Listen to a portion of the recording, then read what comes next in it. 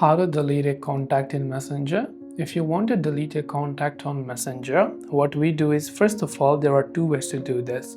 The first thing you can do is you can simply unfriend that person from your Facebook. So you can long press on their profile and you can simply try to go to their profile page and you can try to unfriend that person by simply tapping on the profile name, going to their Facebook profile and unfriending them.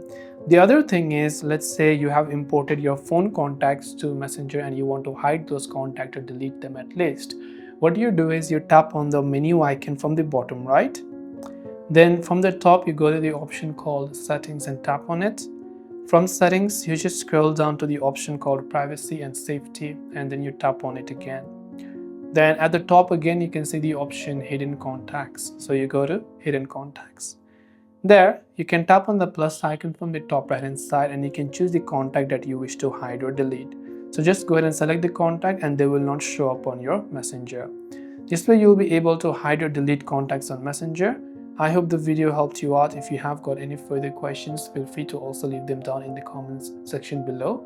As always, thanks for watching till the very end of the tutorial and see you soon in the next video.